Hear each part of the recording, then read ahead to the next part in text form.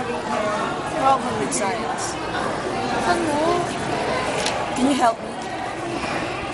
Hey! This video is about everything you need to learn about earthquake. B waves, S waves, focus, epicenter, Richter scale, tsunami, isostasy, diatrophism, volcanic type, volcanism, continental drift, ring tectonics, and plate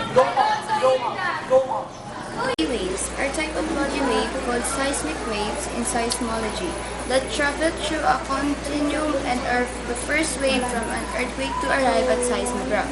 The continuum is made of gases, sounds waves, liquids or solids including the earth.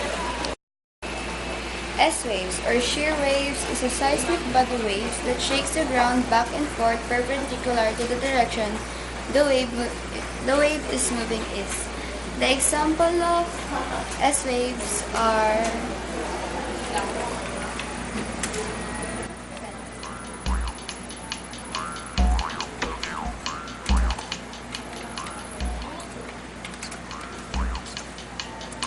moving on, now we'll talk about faults. When the rocks are deformed beyond the limit, the rocks break into stored potential energy suddenly released as an earthquake. The point beneath the Earth's surface where the rocks break is referred to as focus or hypocenter of the earthquake. An earthquake therefore consists of vibration of the earth caused by the rapid release of energy. So we all know what is focus. So now we are about to tackle what is epicenter. Epicenter is the area above the focus, where the strong shaking of ground is felt. As the rock masses slide and slip each other, the stored energy is released and it moves outward in all directions at seismic waves. Scale. The dawn of the 20th century was an exciting and terrifying time for seismology. The same year that Richard Dixon Oldham first identified the independent parts of an earthquake, P waves, S wave, and surface waves, was the same year that an 8.0 leveled off San Francisco. 4 years later, Harry Fielding Reid laid the foundation for modern tectonics with his elastic rebound theory, based on his study on the San Francisco quake. In 1935, Charles Richter and Benno Gutenberg of the California Institute of Technology devised a means of measuring an earthquake's intensity, the local magnitude scale. Nowadays, earthquakes include stuff like catastrophes or gala, pampabata. But do they know what to do if earthquakes or tsunamis occur? Let's find out. Pag nagkaroon ng tsunami dito sa Pilipinas, so narinig natin yung tsunami. So ayon dun sa nakatarpaulin din sa labas, kapag may tsunami, lalo na mababa ang PN, yung malapit sa Manila Bay, kailangan umakyat tayo ng second floor pero third floor, kahit sa ang mataas na lugar para hindi ka matangay ng alon. So, yun pa. Sa earthquake naman, katulad niyan, may lindol, huwag kagad tayo magpapanik kasi kapag tayo nagpanik, lalo tayo masasaktan. Katulad nga, dapat natin sundin yung drop, hold, and cover. Kasama maghahanap tayo ng matibay na lamesa, upuan, saan pwede tayo magtago. At hintayin natin tumigil yung lindol bago tayo lumabas ng kwarto. Thank you po. Dalawang interview natin, si Alan Marsiga ng 8 Makabay. So, ano gagawin mo kapag nagkaroon ng tsunami or earthquake dito sa Pilipinas? Ang pinakamagandang gawin is yung hindi ka magpapanik at gagawin mo yung drop, hold, and cover. Thank you. Doon na tayo sa last na interview natin, yung si Ma'am Castro. Ayan. So, ano ang gagawin niyo kapag nagkaroon ng tsunami or earthquake dito sa Pilipinas? So, syempre, edi follow yung mga naituro sa atin sa yung mga earthquake drill, di ba? Eh, ako naman nakatira ako sa building. So, kung merong earthquake, stay put lang doon, di ba? Saka lang kikilos pag talaga malakas na. Okay. Kung may tsunami naman, okay lang din. Mataas yung building eh. So, nasa third floor ako, doon din ako sa sa most safest place. Thank you po. General equilibrium in the Earth's crust maintained by a yielding flow of rock material beneath the surface under gravitative stress. Diastrophism, also called tectonism, large-scale deformation of Earth's crust by natural processes which leads to the formation of continents and ocean basins, mountain systems, rift valleys, and other features by mechanisms such as lithospheric plate movement, that is, plate tectonics, volcanic loading, or folding.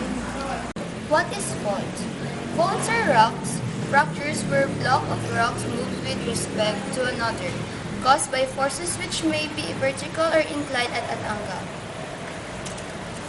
These are the two types of faults. The first is the deep slip fault. It is the vertical movement of blocks of rocks. The second type is the strike-slip fault. Strike-slip fault involves the horizontal movement of blocks of rocks. To happen? Well, one reason is because of those plate tectonics. Plate tectonics is made out of the crust and the topmost of the mantle. Okay, how does it make an earthquake happen? It makes an earthquake happen because when two plate tectonics slide past each other, it causes an earthquake.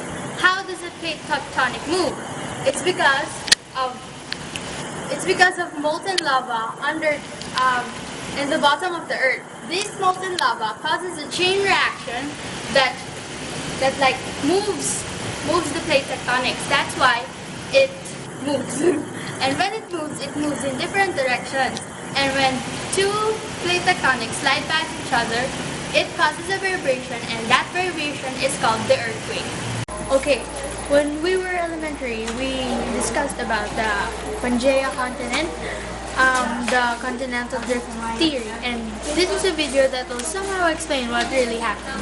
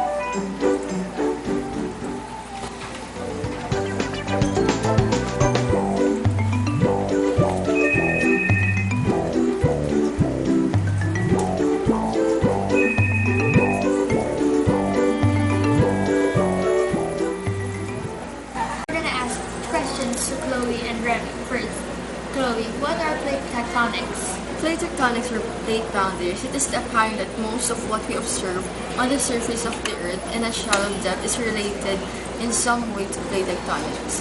The pitches along the Earth margin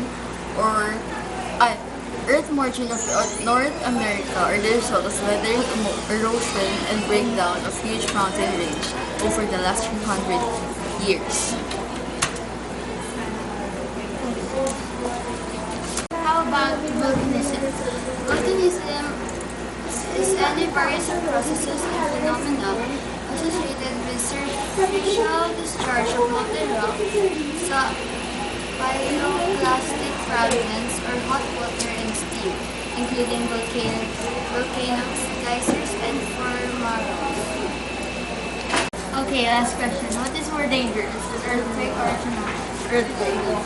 Tsunami, kasi alam mo na, kunyari yung buong dagat, nagpunta sa may mga tao. So, yung madaming dangerous animals doon.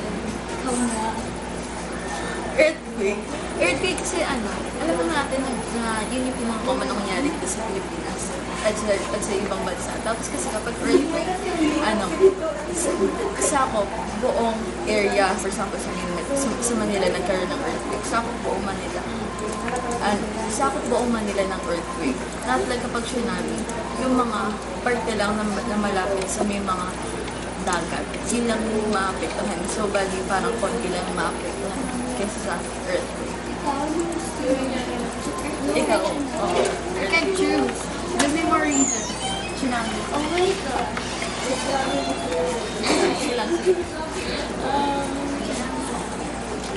Because, tsunami, because they invented tsunami.